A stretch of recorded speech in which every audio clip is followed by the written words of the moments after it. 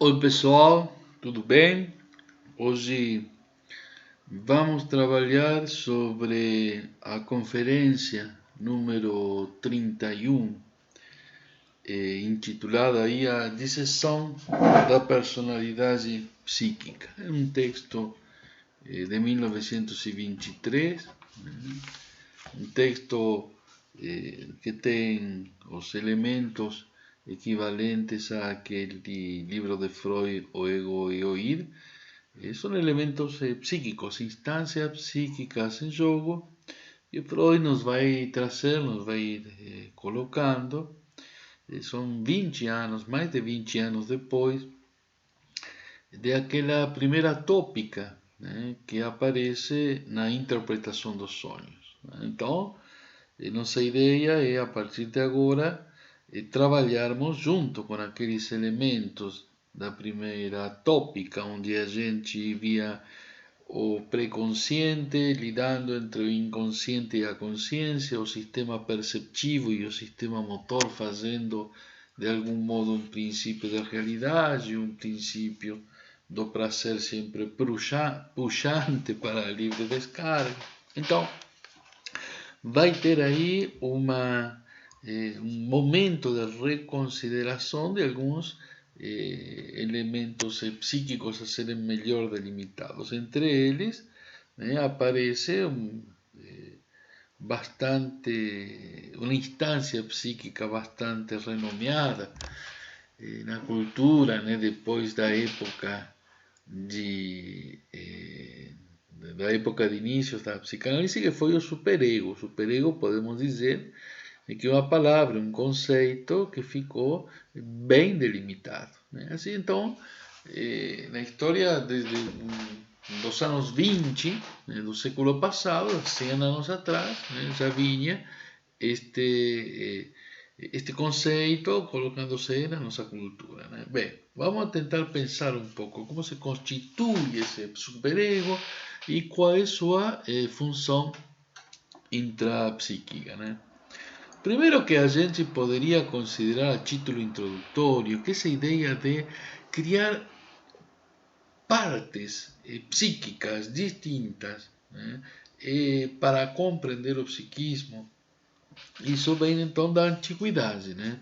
A gente vê que, por exemplo, Platão, no seu texto Fedro, escreve que um humano teria psiquicamente uma parte que seria como um cavalo branco, apolíneo, formoso, forte, obediente, mas uma outra parte, que seria um cavalo de uma outra cor, pardo, preto, que seria muito descontrolado, muito agressivo, não faria caso das ordens, e um cavaleiro como uma outra parte do psiquismo tentando levar os dois. Então a gente vê nesse texto, que tem 2400 anos, já uma tentativa do que era a ideia de descrever o psiquismo através de essas construções, essas alegorias.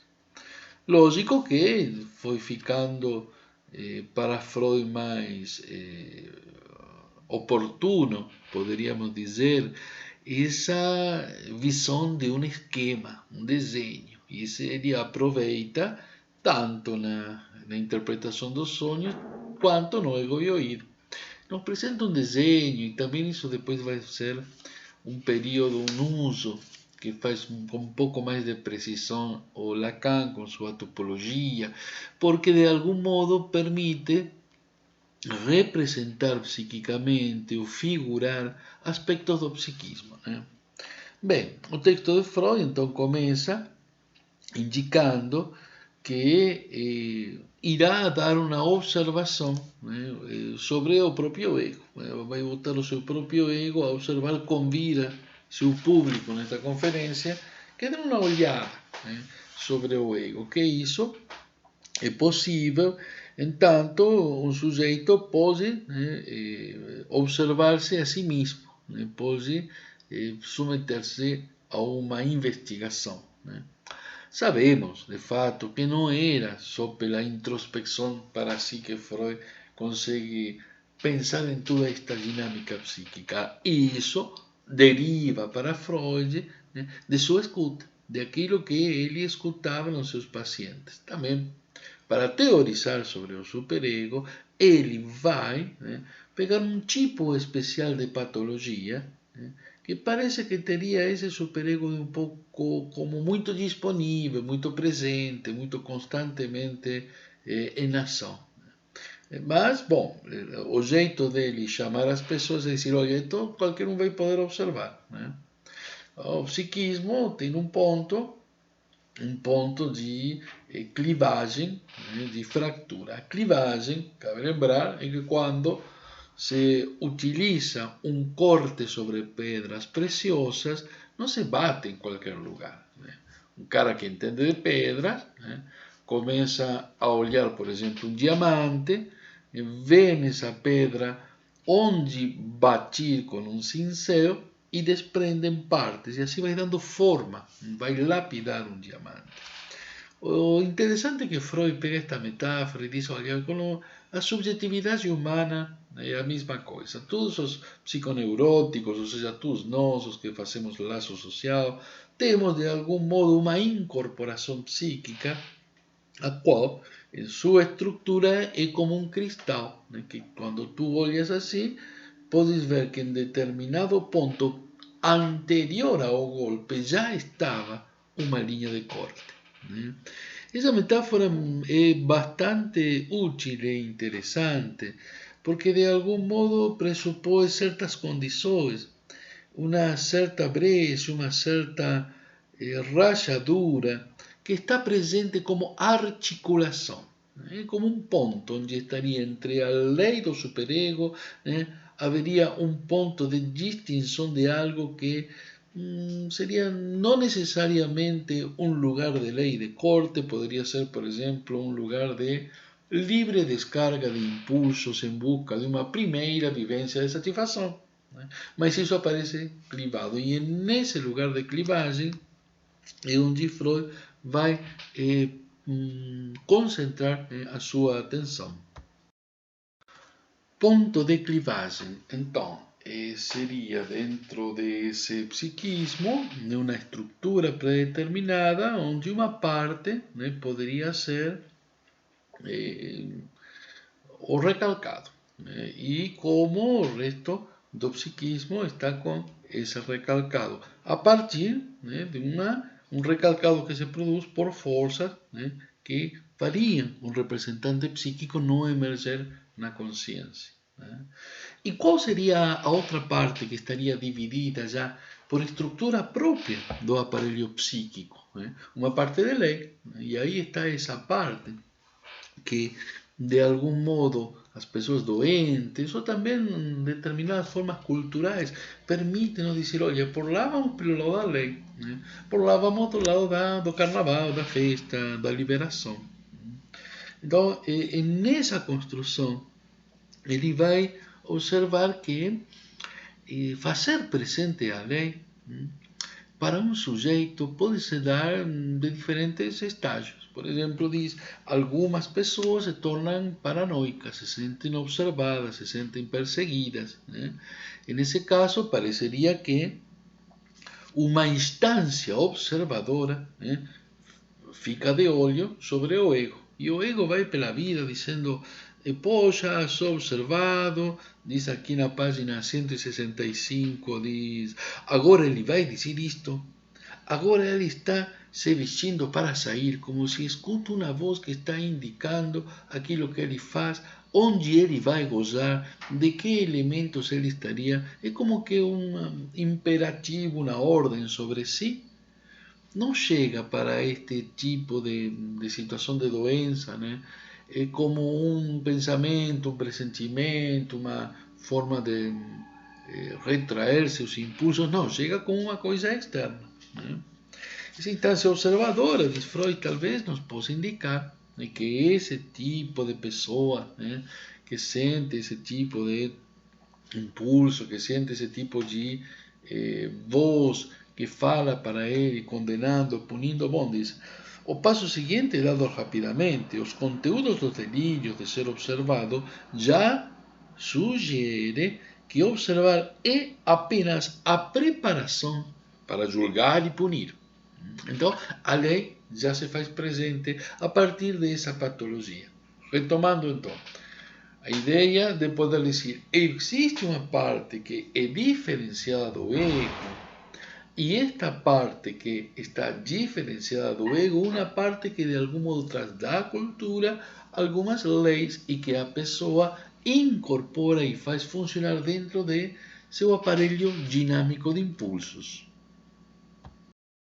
E Freud nos traz aqui que de algum modo a voz da consciência, aquilo que faz com que uma pessoa esteja ciente de um dever fazer, de uma síntese, de algum modo de poder reduzir em um acto, em uma ação, uma série de fatos psíquicos mais ou menos complexos, poderia de algum modo dizer, olha, é uma parte que não pode não estar tão distinta, né, da consciência e do ego.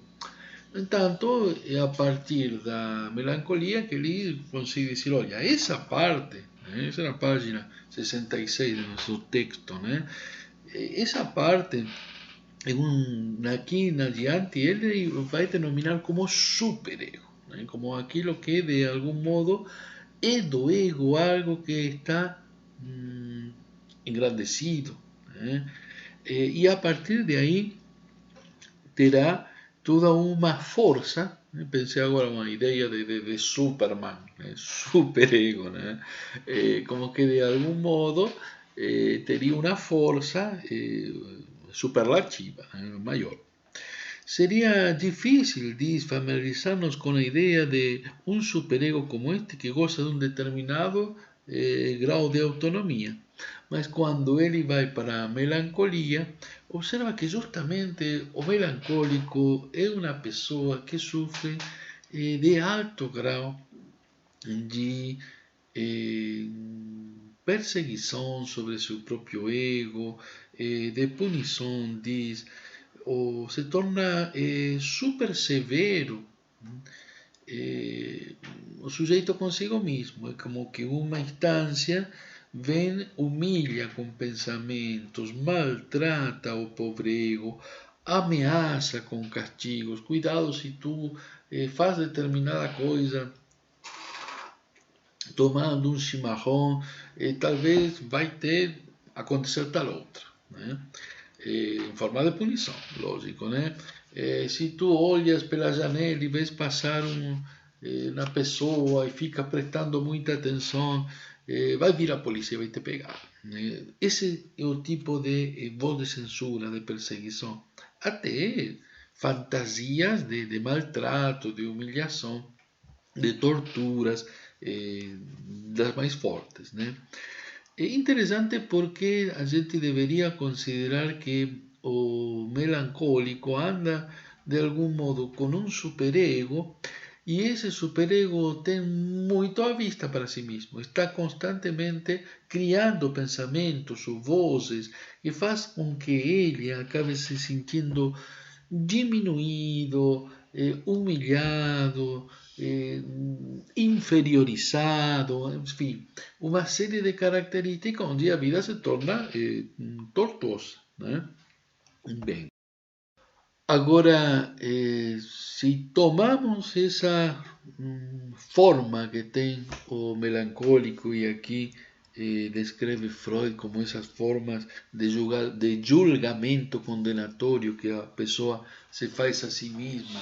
Se a gente tira esse modelo do melancólico e vamos pensar em situações regulares da clínica, né? Onde uma pessoa se encontra em uma nova situação de vida a partir de acontecimentos cotidianos, né? E deixa para trás, observa seu passado, né, em uma série de construções de restrições, de renúncias que sistematicamente foi fazendo. Ante esta nova oportunidade, alguns desejos que haviam estado afastados ressurgem e aí então a pessoa quer fazer, mas não consegue. Por que não consegue? Porque começa ele a te descrever uma moral, né? A moral, como seria esse conjunto de pensamentos, conjunto de sensações, conjunto de problemáticas que se situam para ela, onde coloca um impedimento. Né? Haverá um bem, e em função de esse bem, ela teria que regular seus atos em detrimento de seus próprios impulsos. Bem, compreendemos imediatamente que nosso sentimento moral de culpa é a expressão da tensão entre o ego e o superego. E ele já vai moldando as primeiras características que levam a justificar a existência deste conceito. Um conceito é bom quando sobrevive, no decorrer de um século, com certeza, mostra boa saúde.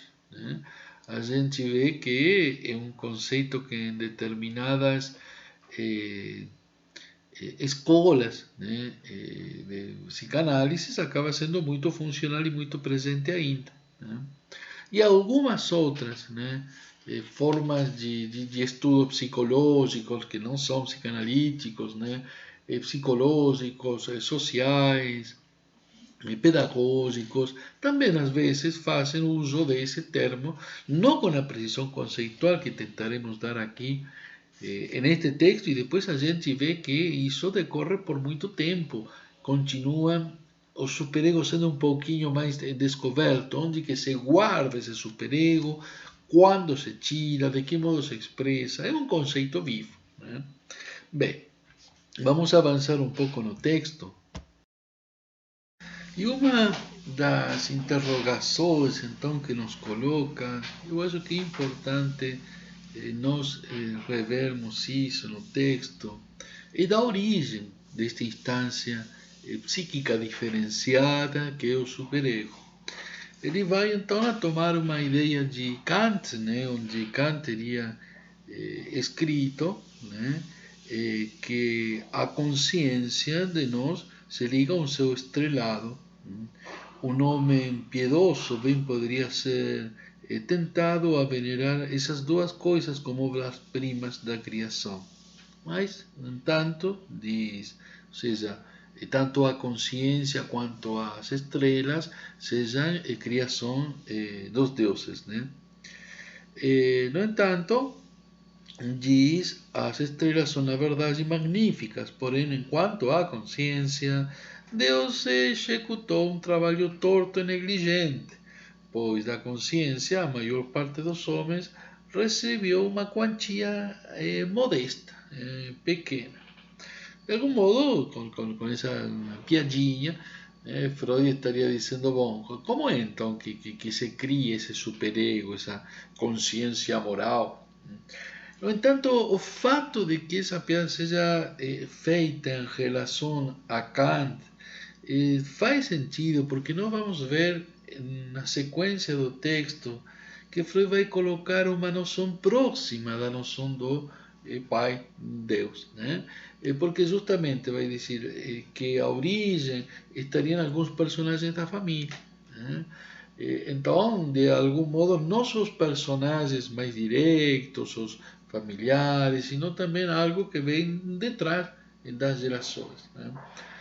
Poderíamos dizer que outros textos de Freud, como Totem e Tabu, que foi escrito 12 anos antes desta data, já também trazia essas questões dos totens, dos deuses, como essas formas psíquicas que no decorrer da história da civilização estariam formando ideias que de algum modo acumulam importância dentro de instâncias psíquicas. Então, por exemplo, a ideia do totem, a ideia do tabu como uma forma de lei, apareciam em 1911 e aqui surge essa ideia, bom, se não é algo divino que nem as estrelas, como se formará?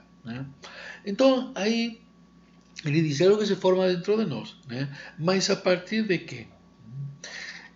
Aí então ele compara, olha, aqui tem algo, ou seja, o papel do superego para o ego é análogo, parecido, se articula do mesmo modo que o lugar dos pais para uma criança. Mais especificamente, como se governa, como se controla, como exerce autoridade sobre uma criança.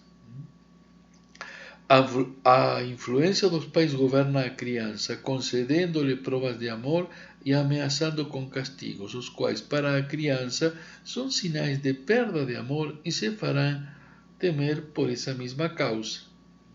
E a ansiedade moral, a angústia moral, estaria na base dessa forma de oposição. Bem, temos então aqui uma forma de dizer, olha, aquilo que a criança incorpora no decorrer de seu processo de subjetivação. A ideia de Freud é dizer, parte muito do vínculo com alguém que tem uma autoridade que é externa. Poderíamos dizer, será que o totem dos antigos povos primitivos, o totem são aqueles símbolos que estudam os arqueólogos e antropólogos, que representam uma instância divina, o que para uma cultura acaba sendo, um determinado grupo cultural, acaba sendo uma representação do divino e rindem culto a isso. Freud estuda esses totens, no texto Totem e Tabu, estuda os totens e os tabus, que seriam presentificações da lei. En ese mismo sentido, aquí se podría decir, olha, igual que en esas culturas se puede decir que aparece también la vida familiar en aquellos periodos de una crianza está en desenvolvimiento, alguien externo que estaría haciendo cumplir una ley. Isso é a autoridade dos pais. Bem, desse modo,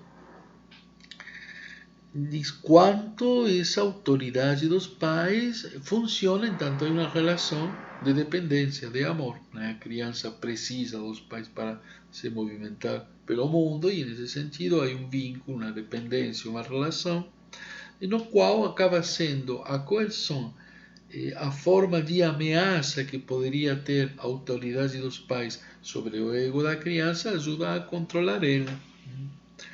O superego vai nos dizer na página 68 que assim assume o poder, a função é até mesmo os métodos da instância parental e, porém, não simplesmente seu sucessor, mas também realmente o legítimo herdeiro de aquele momento crucial da vida da criança. Esse momento crucial, e qual é o momento? Diríamos, uma criança que está vinculada a seus pais por dependência, por amor, por afecto, por búsqueda de prazer, em determinado momento entra em conflito. Entra em conflito por uma situação de que não pode realizar tudo o que a criança quer. Deverá então frear-se ante determinadas proibições, coerções. E nesse sentido, esse momento da criança, em torno dos 4 ou 5 anos de vida, porque calcula que se daria uma forma de complexidade, uma forma de junção de forças, de oposição entre o que quero e o que não posso fazer. Isso a respeito de situações parentais. Amo esta pessoa, gostaria de gozar dela, mas, no entanto, uma lei, uma normatividade ou uma proibição, uma ameaça, faz com que abra mão. Essa é uma situação complexa que se denominará, em função de aquele autor da tragédia grega, complexo de Édipo, que fica bem importante naquele período da psicanálise. E naquele período da psicanálise. Então, fica essa tensão de autoridade sobre a vida psíquica da criança, e a isso ele vai situar como que o sucessor desse complexo, o que ficaria como legado psíquico, intrapsíquico da criança, seria o superego.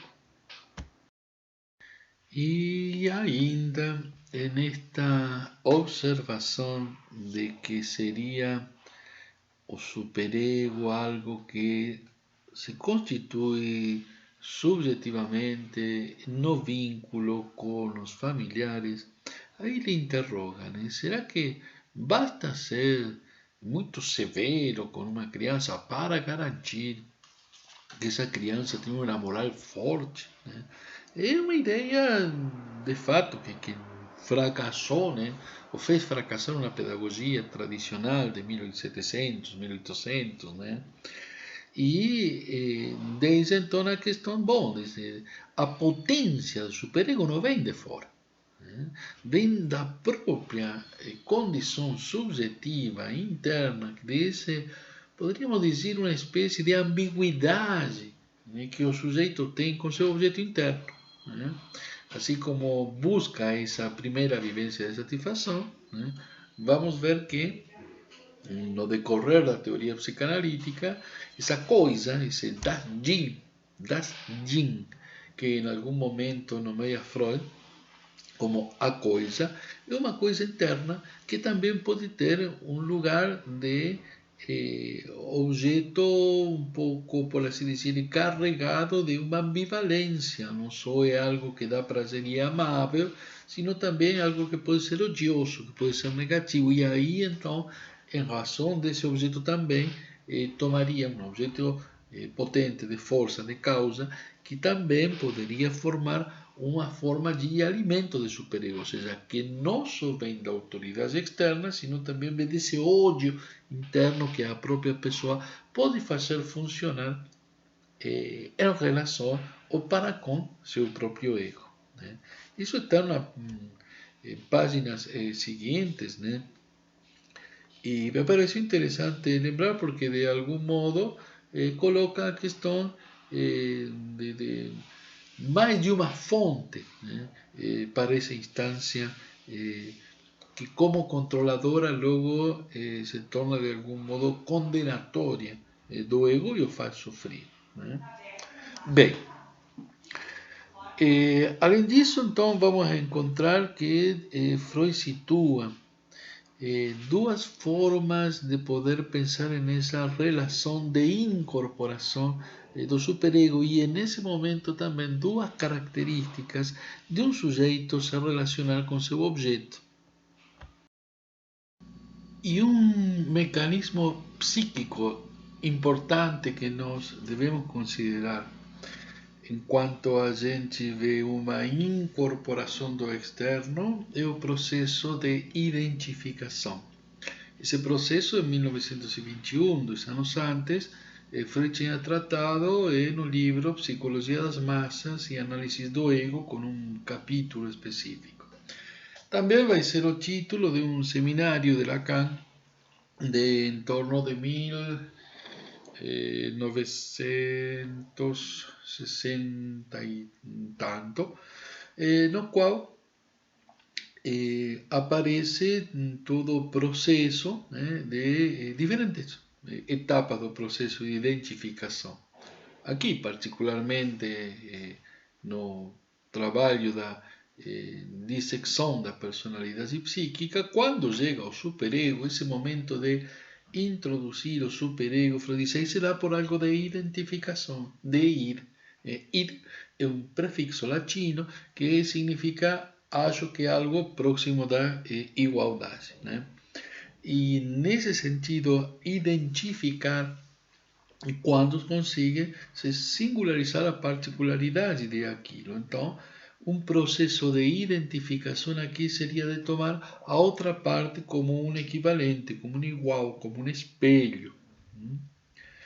É assemelhar um processo psíquico, uma ação, de assemelhar uma coisa a outra. Uma carteirinha de identificação é um modo, então, de assimilar um documento à pessoa que o porta. Né? E nesse sentido, psiquicamente, a identificação é colocar como igual um ego com outro ego. E nesse sentido, um ego se comportaria, imitaria, assimilaria, imitar, ou seja, fazer igual que faz um outro. Nesse sentido, essa identificação poderia ser comparada a uma ação canibalística, ou seja, de incorporação. Canibal é aquele que come o outro, né? Que incorpora outro. Então diz, não está tão errado pensar, né, que de um ego para outro ego estaria dada essa ação de incorporação oral canibalística, onde um sujeito pretende ser igual a outra pessoa. Basicamente, o fenomenologicamente, de um modo simples, não poderíamos pensar, quando uma criança diz que quando ser maior quer ser que nem seu pai, né? E tal professor, não sei, quer ser como alguma pessoa grande, né? Alguma pessoa que tem as características já de certa completude, então quer incorporar e quer ser igual a. Aí ainda Freud vai fazer uma distinção. Uma coisa é a identificação, onde um sujeito quer ser igual a outro, não necessariamente criança, né? A gente pode passar a vida, inclusive ser adulto, ser velho, ter cabelos brancos, e ainda estar aberto sim a incorporações, a identificações, né? Uma pessoa que tem determinado traço, um traço prazeroso, eu acabo imitando no sentido de acrescentar propriedades, acrescentar coisa boa para o próprio ego. Isso é ser igual a. Muito diferente, né, da ideia de ter a outra pessoa. Aí então, diz, no primeiro caso se pode falar de identificação, no segundo pode-se falar de escolha de objeto, né? De uma escolha de objeto, uma escolha objetal, no qual se quer tomar a outra pessoa como objeto sexual. Se quer uma parte da outra pessoa na qual se pretende gozar. Então, haveria então uma distinção psíquica importante, o qual não quer dizer que uma pessoa que escolhe sexualmente a outra não possa se identificar. Pode sim, a pessoa pode dizer, oh, o impulso não é ser igual a fulano, não, eu quero ser o que eu sou e quero tomar o outro uma parte, não para imitar, reduplicar, sino para consumir. Né? E nesse sentido se toma uma parte singular do objeto para gozar. Isso não quer dizer que entre os complexos modos que vai se dando um relacionamento, não possam surgir também uma forma na qual algo dessa pessoa que foi escolhida como objeto erótico possa passar para o ego. Então, por exemplo, dentro do processo de enamoramento, vocês vão escutar essa pessoa que se ama, tem tais e tais e tais características, que nem eu, né, que começa a gostar e achar equivalentes e começa a incorporar aquelas características psíquicas. Então, são processos que um não descarta outro, ou seja, a escolha objetal não descarta a identificação. Né? Bem, o próximo passo, então, a partir da identificação, vai ser poder situar quanto desse momento estará incidindo sobre a construção deste modo de autoridade que uma instância psíquica coloca sobre o ego. Já que, abandonado o momento de aquele complexo de Édipo, onde a criança, então, abrindo mão de seu objeto de gozo, vai encontrar algum acréscimo para a sua identidade, então se coloca que a criança renuncia a determinado objeto, mas compensatoriamente vai então, nessa perda de objeto, intensifica identificações para apropriar seu ego. Né? Então, depois dessa relação de identificação, há uma porção que está relacionada desde muito cedo na criança com o complexo de Édipo, e essa parcela parece dizer, bom, eu renuncio a determinados objetos. Né? Há proibições, há de algum modo toda uma série de pressão, né? Poderíamos dizer que se organiza de modo da inserção na cultura, que leva a que as normatividades devam ser constantemente, né, presentes e reguladas. No entanto, o processo identificatório faz acréscimo ao ego. E dentre as características que pode notar Freud do superego, vem uma aí que merece uma distinção, né?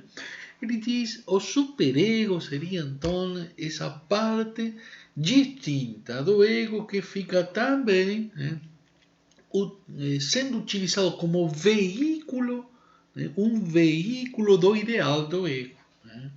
Em 1914, quando Freud estudava o narcisismo, ou seja, o vínculo do ego com si mesmo e esse processo libidinal, ele distingue que teria um ego ideal arcaico pretérito que a criança traz de seus primeiros dias e é alimentado de um afeto com os pais, né?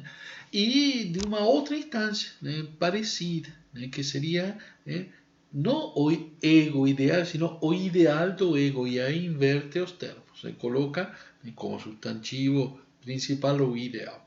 Esse ideal estaria já não feito pelos benefícios que o pai colocaria para a criança, sino por aquilo que a criança vai notando que do contexto social chegam como ideais, e não já seu próprio ego em primeira instância. Né?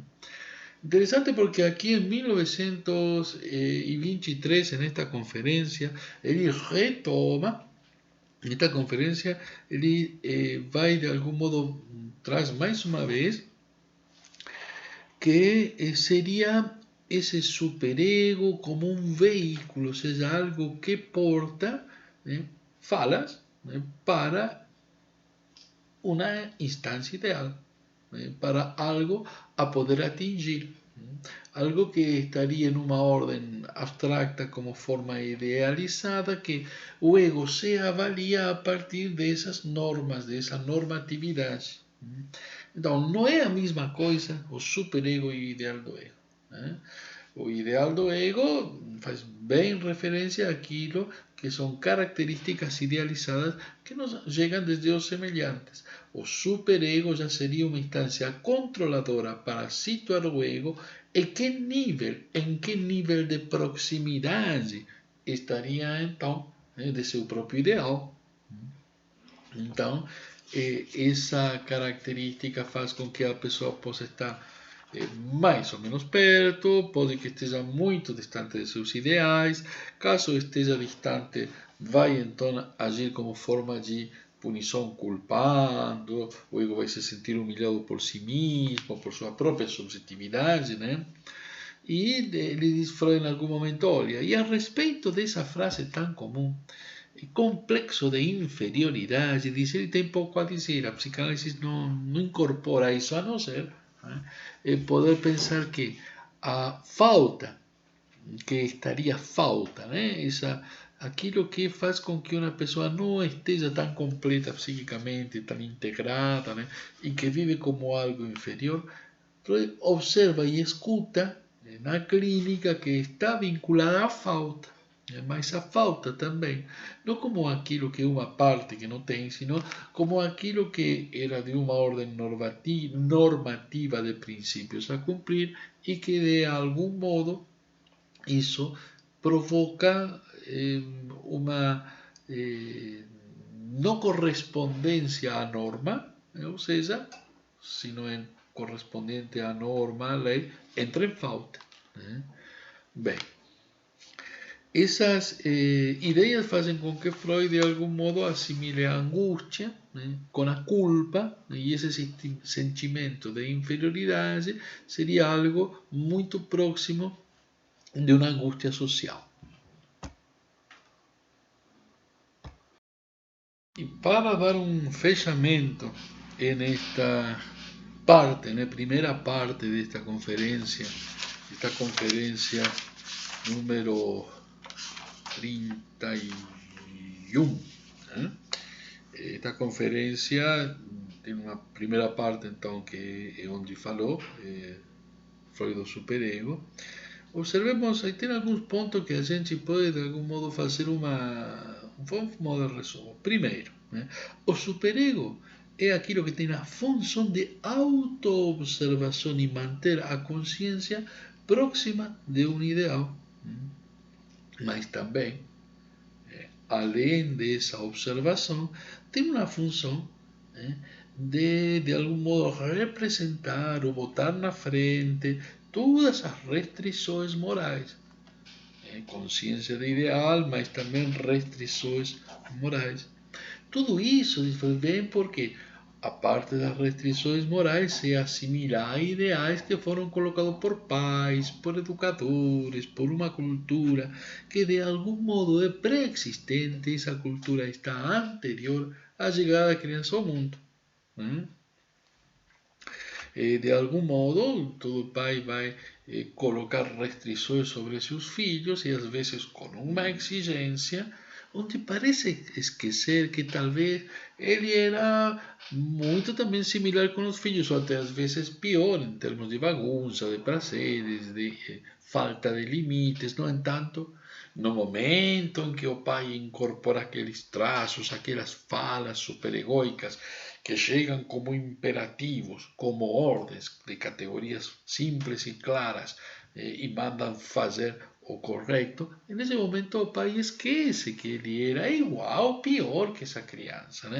No entanto, diz, parece que a cultura passa de geração em geração como se fosse Deus, entre aspas, como se fosse uma espécie de divindade organizadora, e o sujeito recebe esse imperativo, se inscreve, se educa e no momento de uma nova circunstância onde há desordem, reproduz porque é um caminho que já conhece, porque é um caminho que aprendeu, um caminho de comportamento. Então diz, é interessante, isso parece ser um veículo, uma forma de encaminhar, de possibilitar a transmissão das tradições. E de algum modo aquilo que a gente vive como tradição, e não me estou referindo a cavalos vestidos, chimarrão e violão, me estou referindo a esse tipo de normatividade, de organização que uma determinada comunidade cuida, e a partir disso como vai se transmitindo essa organização. A partir dessa transmissão de geração em geração, se caracteriza algo que é propriamente singular, individual de uma comunidade. De algum modo, toda a humanidade que tem um conjunto de ideias, um conjunto de ideologias, passa, através do superego, toda essa forma que são características de comportamento de uma raça, de uma cultura. De algum modo preserva algo que é, de algum modo sincrônico, diríamos, sempre permanente como características dessa cultura. Bem, então termina de algum modo uma ideia, uma instância psíquica das três. Terá então esta dissecção da personalidade psíquica o ego, que pode se auto-observar, discriminar o superego, e também o id. Esta conferência é uma conferência de 1932. Então, em 1932, um período quase 9 anos depois, de aquele texto de 1923, que era o ego e o id, onde esta tríade de elementos de instâncias psíquicas foi colocado. Bem, daremos continuidade então na próxima, observando as outras duas instâncias. Até mais, pessoal. Até a noite.